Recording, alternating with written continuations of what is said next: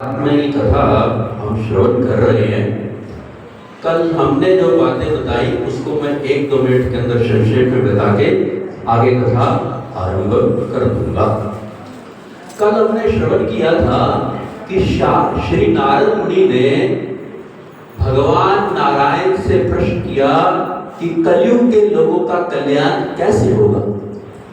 भगवान नारायण ने उत्तर दिया था कलयुग के लोगों का कल्याण जो है वो पुरुषोत्तम मास के व्रत का पालन करने से होगा। हरे कृष्ण।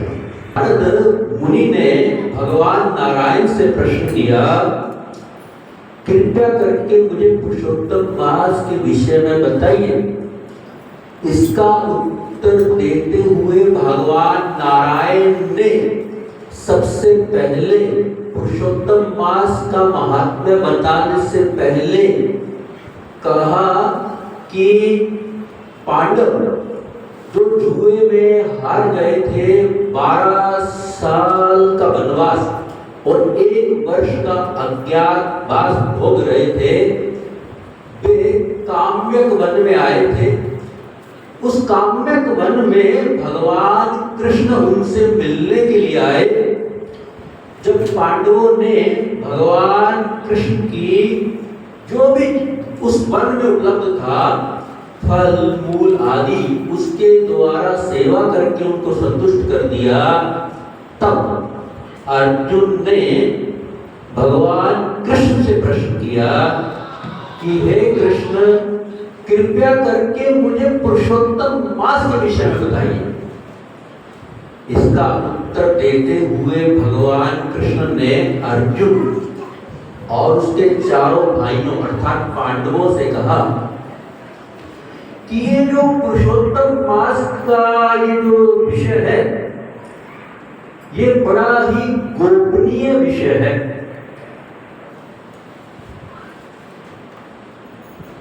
भगवान कृष्ण जब अर्जुन को गीता का ज्ञान देते हैं तो 4थे अध्याय में कहते हैं कि अर्जुन स एवायम्यतीर्थ योगः प्रोक्त पुरातन भक्तोऽसि च सखा एति रहस्यमेतत् उत्तमम्। अर्जुन, ये गीता का जो ज्ञान है ये बहुत बड़ा रहस्य है।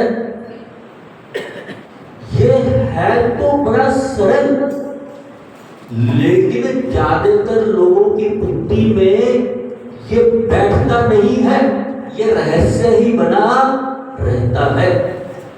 आप देखते हैं बहुत सारे लोग गीता पढ़ते हैं तो गीता का ज्ञान समझ में नहीं आता है। गीता सुनते हैं तो भी गीता का ज्ञान जल्दी जल्दी समझ में आता नहीं है, क्योंकि ये बहुत बड़ा रहस्य है। तो लेकिन अर्जुन, ये रहस्य में ज्ञान मैं तुमको बताऊंगा। क्यों बताऊंगा? 2 कारणों से बताऊंगा। तुम क्वालिफाइड हो इस ज्ञान को समझने के लिए। इस गीता के ज्ञान को समझने के लिए 2 योग्यताएं चाहिए। एक योग्यता तो ये है कि तुम मेरे भक्त हो। जो भगवान का भक्त है, भक्ति के शुद्ध नियमों का पालन कर रहा है, वही गीता का जो गूढ़ ज्ञान है उसको समझने का अधिकारी है। दूसरी बात, जो भगवान की सेवा में लगा हुआ है, भगवान की भक्ति करता है और साथ ही साथ प्रैक्टिकल रूप से भगवान की सेवा करता है, वो इस ज्ञान का अधिकारी है। तो अर्जुन, तुम में ये दोनों प्रकार की योग्यता है। तुम मेरी सेवा भक्त के रूप में भी करते हो, मित्र के रूप में भी करते हो, इसलिए इस ज्ञान को समझने के अधिकारी हो। यही बात भगवान कृष्ण ने अर्जुन को कही कि पुरुषोत्तम मास भी बड़ा गोपनीय विषय है। हर किसी की बुद्धि में ये जल्दी जल्दी जो शास्त्र में जो बात बताई गई है वो बैठती नहीं है। इसलिए ये लोग क्या करते हैं, चटपटा मसाला लगाकर आप लोगों को बताते हैं। लेकिन जो सही ज्ञान है उसको समझने के लिए सात्विक बुद्धि की आवश्यकता पड़ती है। हमारी 3 प्रकार की बुद्धि होती है, तामसिक, राजसिक और सात्विक। अब जिसकी बुद्धि तामसिक है, राजसिक है, उसको ये जो ज्ञान है ये तो दिव्य है, तीनों गुणों से ऊपर है, उसको ये ज्ञान समझ पाना बहुत कठिन लगता है। इसलिए जिसकी बुद्धि सात्विक है वो इस ज्ञान को बहुत जल्दी पकड़ लेती है। तो इसीलिए जब गीता के ज्ञान की चर्चा करते हैं तो सात्विक बुद्धि के लोग भी बैठे होते हैं, राजसिक बुद्धि के लोग भी बैठे होते हैं, तामसिक बुद्धि के लोग भी बैठे होते हैं, लेकिन जिनकी बुद्धि सात्विक होती है वो उस ज्ञान को बहुत जल्दी पकड़ लेती है। तो कहने का अर्थ है हमें अपनी ओर ध्यान देना है। पुरुषोत्तम मास क्या शिक्षा देता है, हमें अपनी ओर ध्यान देना है। हमारी वृत्तियां प्रवृत्तियां तामसिक है, राजसिक है, सात्विक है।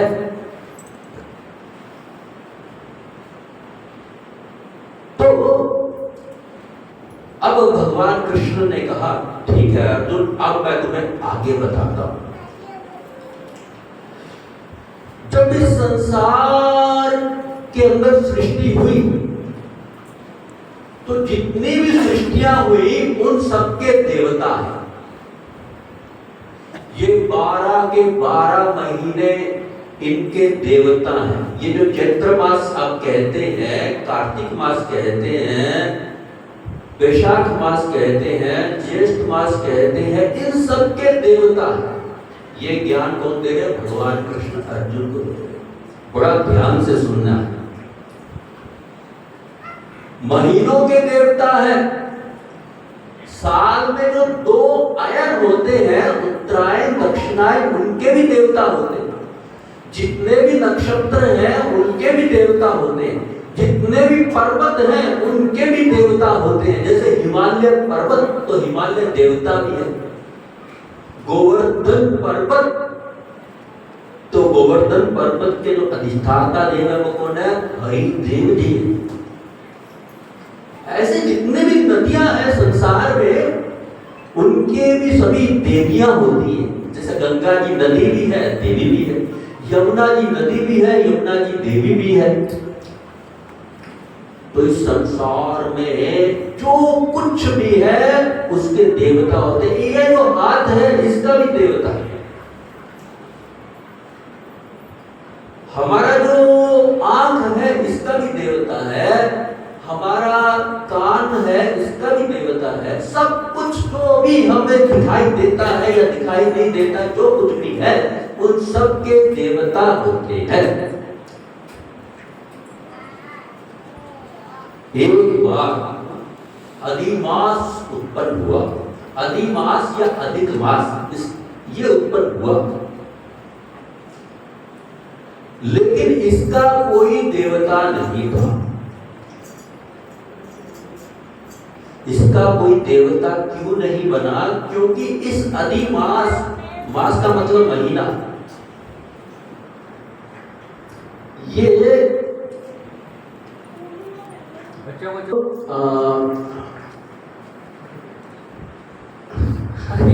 जब उत्पन्न हुआ तो इसका कोई देवता नहीं था। इसका देवता क्यों नहीं था? क्योंकि अधिक मास में इस महीने कोई भी सूर्य की संक्रांति नहीं आती है। 12 चंद्रमास होते हैं। हर चंद्रमास में सूर्य की संक्रांति आती है। जैसे मकर संक्रांति आती है, सूर्य जब जिस राशि में प्रवेश करता है उसको संक्रांति कहा जाता है, संक्रमण करता है। प्रवेश करता है उसको संक्रांति कहा जाता है। सूर्य एक राशि में एक महीने रहता है। मकर संक्रांति, धेनु संक्रांति, मेष संक्रांति, जिस राशि में 12 राशियों में प्रवेश करेगा उसको जो है संक्रांति कहा जाता है।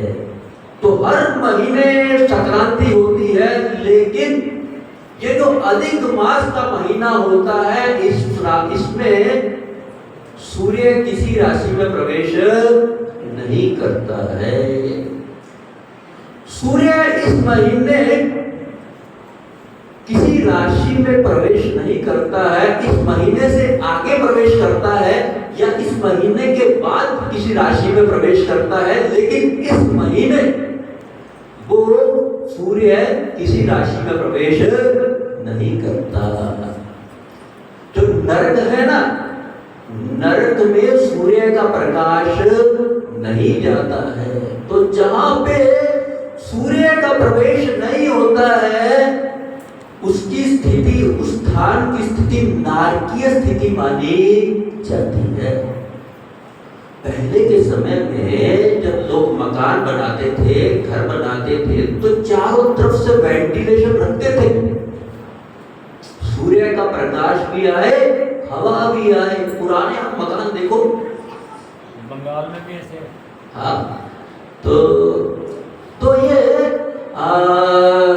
तो ऐसा, तो सूर्य की संक्रांति, सूर्य का प्रवेश न होने के कारण इस महीने को कहा ये महीना मलिन है, मैला है, मल के समान है।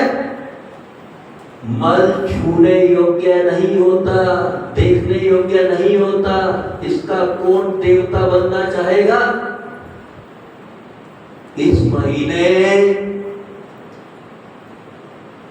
कोई भी शुभ कर्म नहीं होगा, कोई इसका देवता ही नहीं बनना चाहेगा, इस महीने को देखना भी नहीं चाहेगा, इस महीने को स्पर्श भी नहीं करना चाहेगा। सब लोग ऐसा कहने लगे। अभी अधिमास का जन्म हुआ और जन्म होते ही ये बेचारा बेघर हो गया, बहुत दुखी हो गया। कोई इसको अपनाने को तैयार नहीं था। अपनाना तो दूर की बात, सब इसको दुत्कार रहे थे। ये इतना दुखी हो गया, इसकी मरने जैसी अवस्था हो गई। सोच रहा था सुसाइड करूं, लेकिन अधिमास मूर्ख नहीं था। दुखी तो जरूर हुआ, दुख तो हमारे जीवन में भी आते रहते हैं, लेकिन उसमें जो धीरज बना के रखता है, धैर्य बना के रखता है, उसका विवेक काम करता रहता है। दुख आने पर जो विवेक खो देता है, सोचने समझने की शक्ति खो देता है, धैर्य खो देता है, फिर वो आगे प्रगति नहीं कर सकता है। तो अधिमास को इतना बड़ा दुख हुआ, लेकिन उसने धैर्य नहीं खोया, विवेक नहीं खोया। उसको कहीं से ये बात समझ में आ गई कि मुझे भगवान नारायण की शरण ग्रहण करनी चाहिए। तो वो भगवान नारायण की शरण ग्रहण करने के लिए वैकुंठ चला गया। भगवान को जो व्यक्ति पाना चाहता है, भगवान उसकी सहायता करते हैं। और जो भगवान को पाना ही नहीं चाहता है, भगवान से दूर रहना चाहता है, उसमें भगवान भला करे क्या? तो ये जो अधिमास था, ये भगवान नारायण की शरण में गया। शरण किस उद्देश्य से शरण में गया? ये बहुत दुखी था, अपना दुख मिटाने के लिए भगवान की शरण में गया। श्री कृष्ण भगवत गीता में कहते हैं, 4 प्रकार के लोग पास आते हैं, मेरी शरण में आते हैं। चतुर्विधा बधन्ते मां जना सुखितनो अर्जुन आर्तो जिज्ञासु अर्थार्थी ज्ञानी च भर्तर्षभ। अर्जुन, 4 प्रकार के लोग मेरी शरण ग्रहण करते हैं। सबसे पहला नंबर है आर्तो, जो दुखी है संसार में, जिनको अब कोई सहारा नहीं मिल पा रहा है, वो दुखी लोग मेरी शरण ग्रहण करते हैं। देखते हैं ना इस संसार में, जब कोई बहुत दुखी हो जाता है तो फिर किस पीठ के अंत में भगवान के पास आता है। और दूसरे नंबर के वो हैं जो पैसा चाहते हैं भगवान से, दुख दूर करने वाले, दुख दूर करने की कामना से भगवान की शरण में आते हैं। जो भगवान से कुछ कामना लेके आते हैं, संसारिक कामना, हमको धन की प्राप्ति हो जाए, संतान की प्राप्ति हो जाए, इस कामना की प्राप्ति हो जाए, उस कामना की प्राप्ति हो जाए, ऐसी कामनाओं को लेकर भगवान के पास जाते हैं। तीसरे प्रकार के जिज्ञासु, जो मोक्ष धर्म की जिज्ञासा, जानकारी, उसका मार्ग प्राप्त करना चाहते हैं। चौथे ज्ञानी, जो मोक्ष मार्ग पर चलते चलते थक चुके हैं, लेकिन उस मोक्ष मार्ग की जो मंजिल है उसको अभी तक प्राप्त नहीं कर पाए हैं। तो ये 4 प्रकार के लोग श्री कृष्ण की शरण में आते हैं। लेकिन जो ज्यादातर जो लोग हैं वो श्री कृष्ण की शरण में आते हैं या तो दुख दूर करने के लिए या कुछ संसारिक कामना की पूर्ति के लिए। तो ये जो अधिमास है, ये भगवान नारायण की शरण में पहुंचा अपना दुख दूर करने के लिए, अपना दुखड़ा बताने के लिए।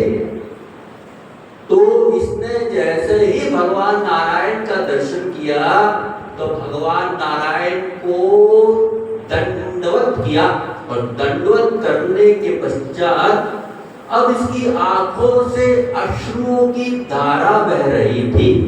इसने अपने दोनों हाथ जोड़ रखे थे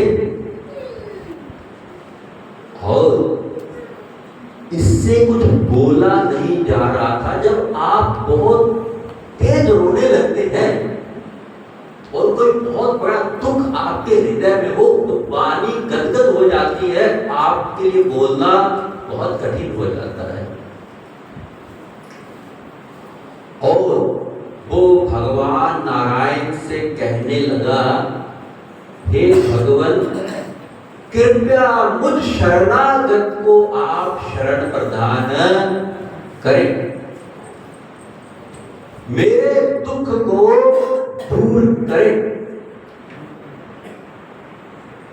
भगवान नारायण ने जब अधिमास को रोते हुए देखा तो भगवान नारायण को दया आ गई और उन्होंने अधिमास को शरण देने का वायदा किया। कहा कि तू अधिमास, मैं तुझको अवश्य ही शरण प्रदान करूंगा।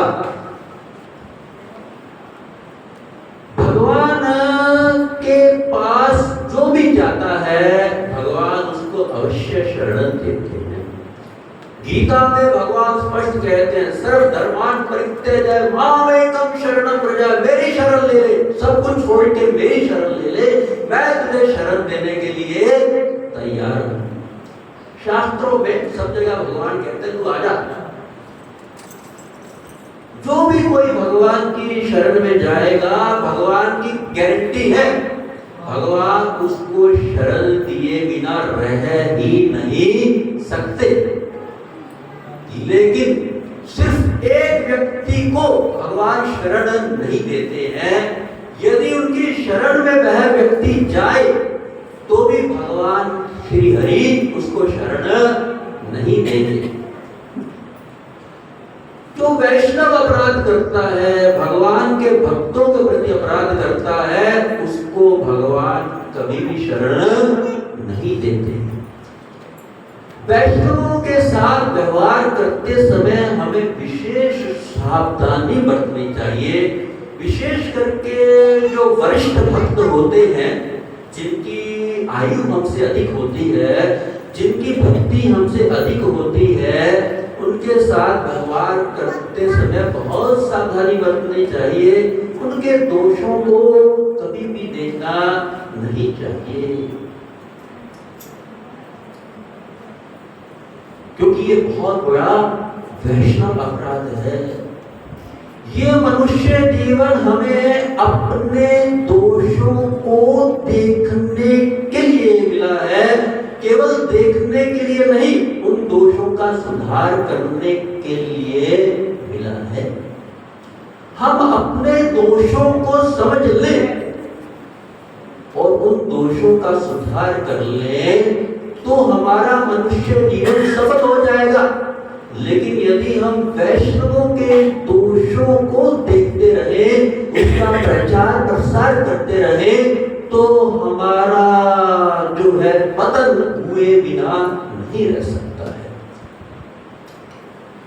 दुर्वासा मुनि ने भक्त अम्बरीश के प्रति कितना बड़ा अपराध किया था। अपराध करने के पश्चात दुर्वासा जी भगवान की शरण में आए तो भगवान ने कहा, दुर्वासा मैं जानता हूं तेरे पास बहुत कुछ है, बहुत माल है तेरे पास, कोई सिद्धियां हैं, ऐसी सिद्धियां किसी के पास नहीं है, लेकिन तूने मेरे उस भक्त के प्रति इतना बड़ा अपराध किया, मैं तुझे शरण देना भी चाहूं तो शरण दे नहीं सकता। तू जा उस भक्त के पास, वो ही तुझे शरण देगा। जिसके प्रति तूने अपराध किया उसी की शरण ग्रहण कर। तो भगवान सबको शरण देते हैं, बस हमको केवल वैष्णव अपराध से बचना है। तो इस प्रकार से जो पुरुषोत्तम मास महात्म्य है, ये हमें भगवान की शुद्ध शरण लेने की शिक्षा प्रदान करता है।